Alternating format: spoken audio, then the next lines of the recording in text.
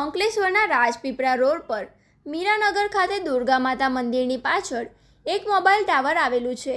આ ટાવરના કેબિનેટનું તાળું તોડી કોઈ અજાણ્યો શખ્સ 6,000ની કિંમતના એક એવા કુલ 16 બેટરી સેલ કિંમત 96,000 ચોરી કરીને ફરાર થઈ ગયો હતો.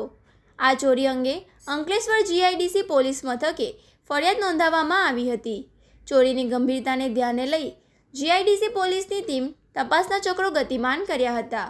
ઘટના સ્થળથી આસપાસના CCTV ફૂટેજ, હ્યુમન ઇન્ટેલિજન્સ અને ટેકનિકલ સર્વેલન્સની મદદથી પોલીસને ચોક્કસ કડી મળી હતી, જેના આધારે પોલીસે બબલુ ચોકડી નજીક વોચ ગોઠવી હતી.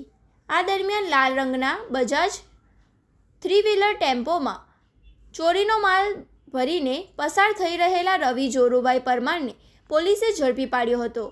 પોલીસની પ્રાથમિક પૂછપરછમાં સામે આવ્યું છે કે ઝડપાયેલા આરોપી રવિ પરમાર મૂળ સારંગપુરનો વતની છે અને હાલ ભરૂચના જાડેશ્વર ચોકડી ઓવરબ્રિજ નીચે રહે છે. આરોપી અગાઉ પણ ગુનાહિત પ્રવૃત્તિઓમાં સંડોવાયેલો છે. તેની સામે અગાઉ મારામારી, ધમકી, જુગાર અને પ્રોહિબિશન સંબંધિત 4 જેટલા ગુનાઓ નોંધાઈ ચૂક્યા છે.